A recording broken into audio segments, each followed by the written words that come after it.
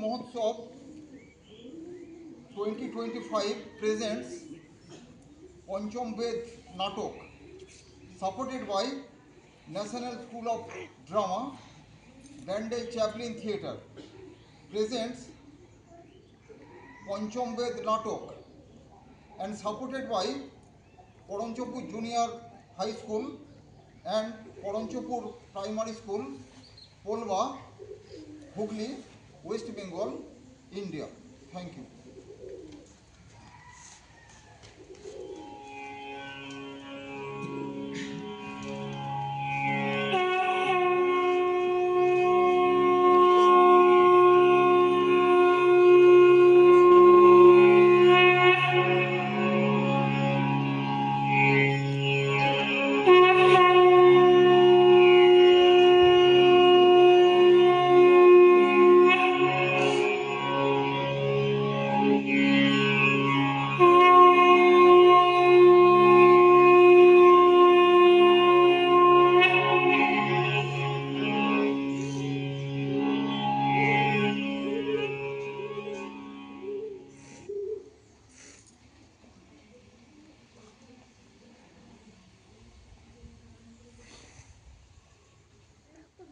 বৎস, তোমরা আজকে অভ্যাস শুরু করো।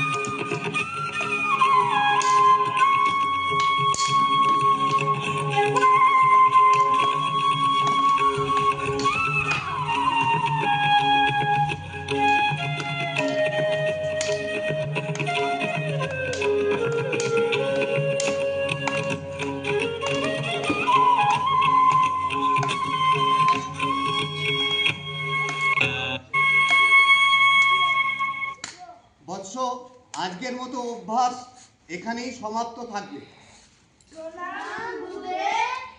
পূর্ব রঙ্গ সমাপ্ত হয়েছে।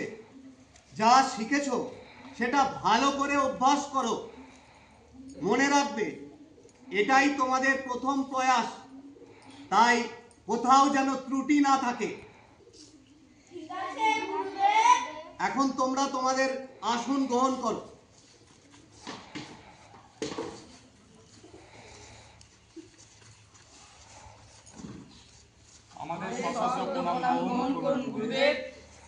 সর্বদা সুখী থাকুন, আনন্দে থাকুন ঋষিগণ।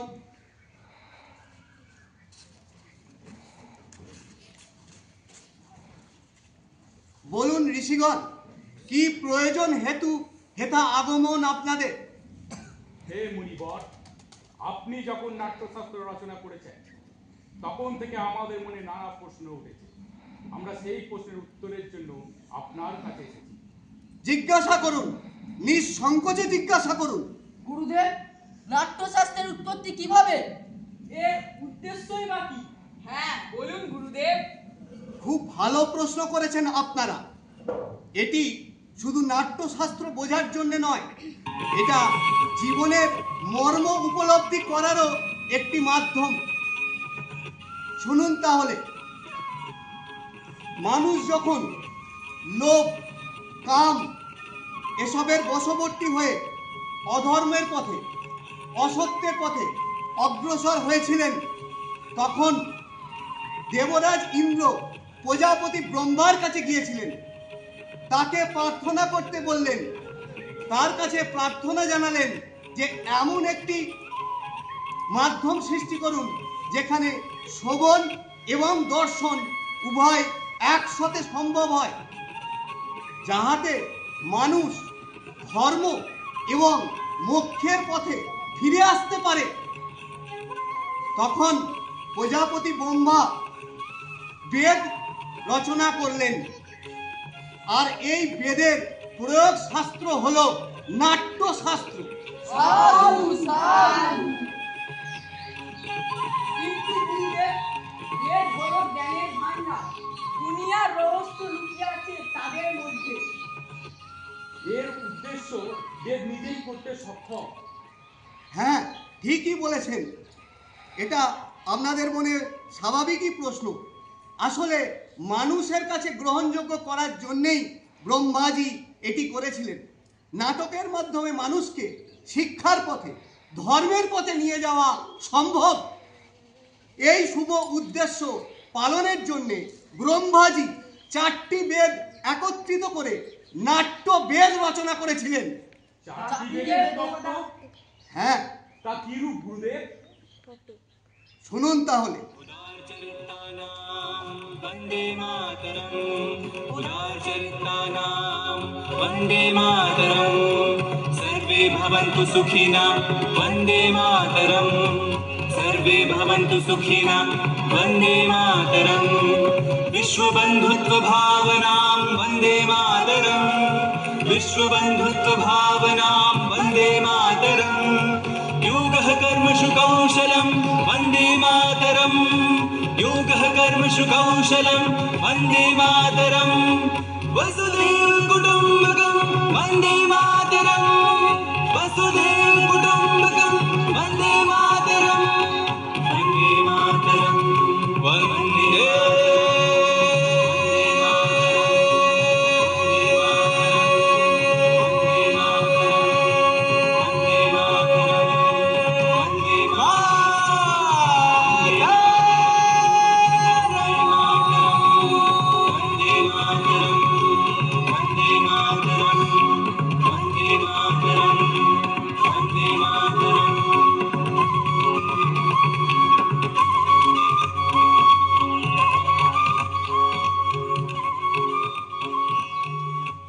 নাটকে এই যে পাঠ শুনছেন, এটি ব্রহ্মাজি ঋগ্বেদ থেকে নিয়েছেন। এই সুন্দর গানের ভিত্তি হলো সামবেদ। অভিনয় অংশ নেওয়া হয়েছে যজুর্বেদ থেকে, আর নাট্য রস নেওয়া হয়েছে অথর্ববেদ থেকে। এই 4টি বেদের অংশের উপর ভিত্তি করেই নাট্যশাস্ত্র তৈরি হয়েছে। হে মুনিবর, তাহলে নাটক কি কেবল দেবতাদের উদ্দেশ্যেই নির্মিত?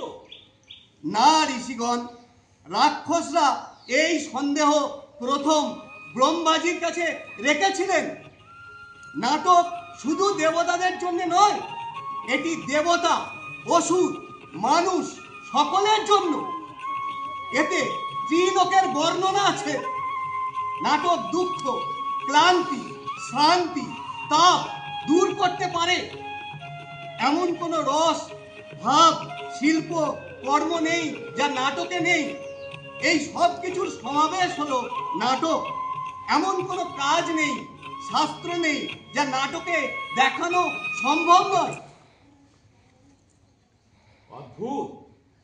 সমস্ত সৃষ্টির সমাবেশ, লৌকিক ও অলৌকিক বহুরূপী। সমস্ত প্রাণীর ভাবের প্রতিনিধি এই কলা। হ্যাঁ ঋষিগণ, নাট্য কলাকে সব কলার সঙ্গম বলতে পারেন। গুরুদেব, হ্যাঁ ঋষিগণ, বলুন। নাট্যকলা এক চমৎকার কলা। হ্যাঁ। এটা বেঁচে থাকার জন্য ও নিঃশ্বাস প্রশ্বাসের মতোই গুরুত্বপূর্ণ। তাহলে আমাদের সমাজ এটা কেন গুরুত্ব সহকারে মেনে নেয় না? কেন এটা অপ্রয়োজনীয় ও অপ্রত্যাশিত ভাবে মনে করে? আসলে ঋষিগণ, আমরা তো শিল্পী, আমরা তো নীতি নির্ধারক নই। শিল্প কর্ম করাই আমাদের ধর্ম। আমাদের শিল্প নিয়ে ভাবতে হবে, পরীক্ষা নিরীক্ষার উপায় এবং সুযোগ দিতে হবে। নাটক সমাজের দর্পণ। এটি মানবতাকে সত্যের পথে নিয়ে যাওয়ার একটি বিধান। রঙ্গমঞ্চ যা ধর্ম, ভৌগোলিক সীমানা অতিক্রম করে মানবতার কথা বলে। আজও রঙ্গমঞ্চ সমাজের বৈষম্য দূর করে সমাজে সমতার বোধ নিয়ে আসে। এই অনুভূতি আমাদের পৃথিবীকে স্বর্গে রূপান্তরিত করেছে। হে মুনিবর, শিল্পহীন সমাজ তো পশুদের সমাজের সমতুল্য। হ্যাঁ, গুরুদেবের সমতুল্য। ঠিকই, শিল্পহীন সমাজ পশুদের সমাজ। সমাজে শিল্প ও শিল্পীদের স্থান দিতে হবে, এই আশা প্রত্যাশা নিয়ে নাট্যশাস্ত্রকে পঞ্চম বেদ আখ্যা দিয়েছি আমি। পঞ্চম বেদ? হ্যাঁ, পঞ্চম বেদ। সমস্ত বেদের জ্ঞান? হ্যাঁ ঋষিগণ, সমস্ত বেদের জ্ঞান।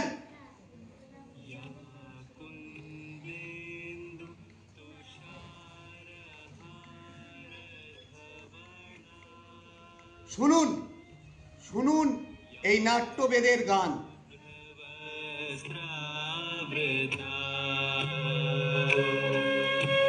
या वीणावरदण्डमण्डितकरा या श्वेतपद्मासना या ब्रह्माच्युत शङ्कर प्रभृतिभिर्देवे सदा वन्दिता सा मां पातु सरस्वती भगवती निःशेष जाड्यापहा। ॐ वसुधैव कुटुम्बकम् ॐ वसुधैव कुटुम्बकम्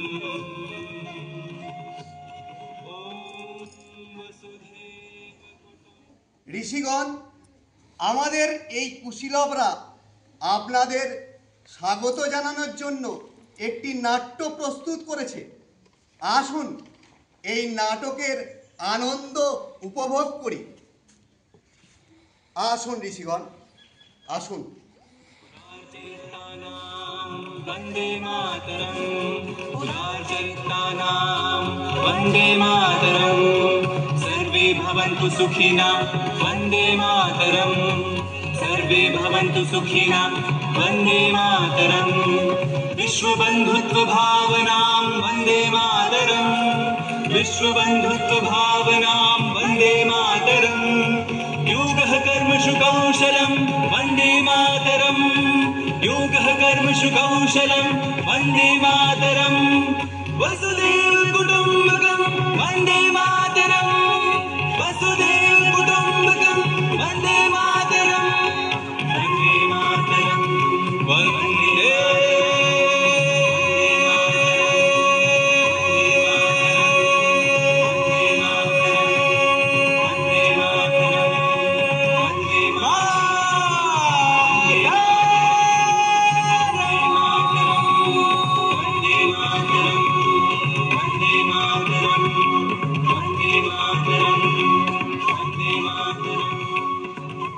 শুনুন শুনুন ঋষিগণ, শুনুন সকলে। জাতির সুবুদ্ধি হোক, সবার আশা পূর্ণ হোক। সাধু সাধু। সৃষ্টি যা আনন্দ দেয় তা সম্পূর্ণ হোক। সাধু সাধু। পৃথিবী সর্বদা বিকশিত হোক, আকাশ নির্মল হোক। সাধু সাধু। সজ্জন ব্যক্তি নির্ভয় হোক, দুর্জনের বিনাশ হোক। সাধু সাধু। মহাবিশ্ব সর্বদা আনন্দের জগতে পরিপূর্ণ হোক। সাধু সাধু।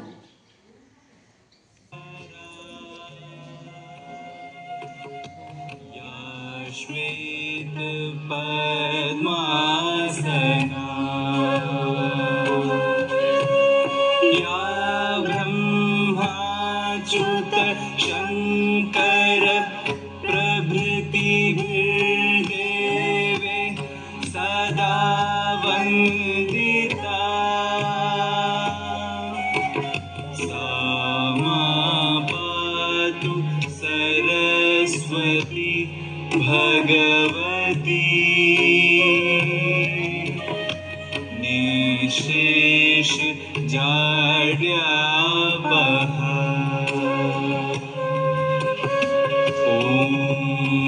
वसुधैव कुटुम्बकम् ॐ वसुधैव कुटुम्बकम् ॐ वसुधैव कुटुम्बकम्।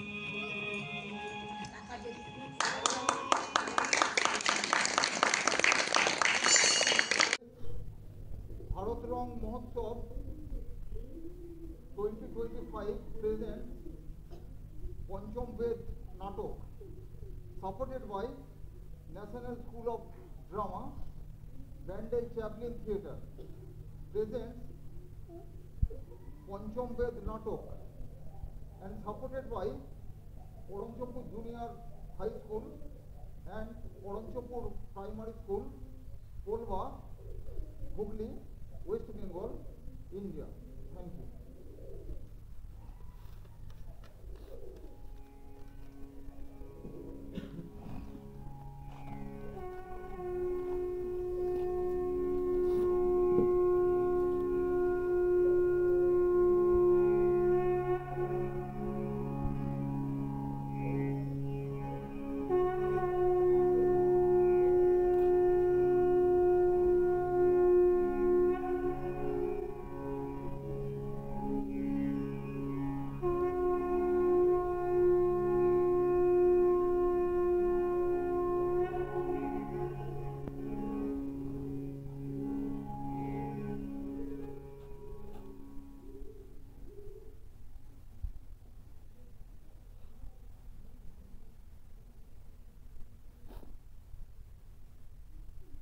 বৎস, তোমরা আজকে অভ্যাস শুরু করো।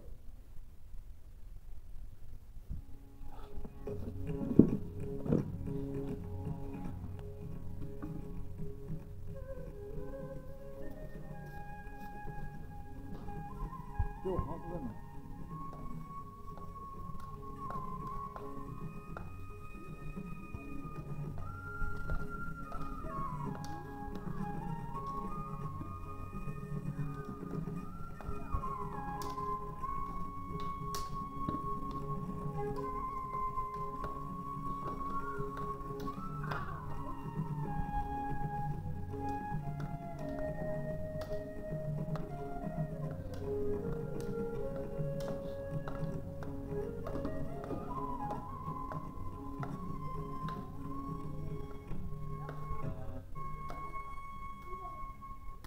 বৎস, আজকের মতো অভ্যাস এখানেই সমাপ্ত থাকবে।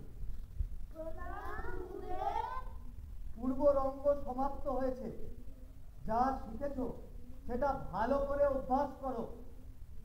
মনে রাখবে, এটাই তোমাদের প্রথম প্রয়াস, তাই কোথাও যেন ত্রুটি না থাকে। এখন তোমরা তোমাদের আসন গ্রহণ করো।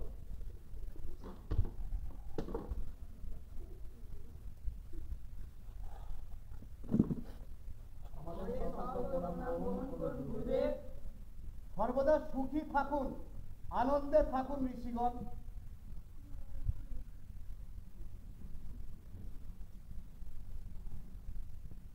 বলুন ঋষিগণ, কি প্রয়োজন হেতু হেথা আগমন আপনাদের? হে মুনিবর, আপনি যখন নাট্যশাস্ত্র রচনা করেছেন তখন থেকে আমাদের মনে নানা প্রশ্ন উঠেছে। আমরা সেই প্রশ্নের উত্তরের জন্য আপনার কাছে এসেছি। জিজ্ঞাসা করুন, নিঃসংকোচে জিজ্ঞাসা করুন। গুরুদেব, নাট্যশাস্ত্রের উৎপত্তি কিভাবে? এর উদ্দেশ্যই বা কি? হ্যাঁ, বলুন গুরুদেব। খুব ভালো প্রশ্ন করেছেন আপনারা। এটি শুধু নাট্যশাস্ত্র বোঝার জন্য নয়, এটা জীবনের মর্ম উপলব্ধি করারও একটি মাধ্যম। শুনুন তাহলে, মানুষ যখন লোভ, কাম এসবের বশবর্তী হয়ে অধর্মের পথে, অসত্যের পথে অগ্রসর হয়েছিলেন, তখন দেবরাজ ইন্দ্র প্রজাপতি ব্রহ্মার কাছে গিয়েছিলেন। তাকে প্রার্থনা করতে বললেন। তার কাছে প্রার্থনা জানালেন যে এমন একটি মাধ্যম সৃষ্টি করুন যেখানে শ্রবণ এবং দর্শন উভয় একসাথে সম্ভব হয়, যাহাতে মানুষ ধর্ম এবং মোক্ষের পথে ফিরে আসতে পারে, তখন প্রজাপতি ব্রহ্মা বেদ রচনা করলেন। আর এই বেদের প্রয়োগ শাস্ত্র হলো নাট্যশাস্ত্র।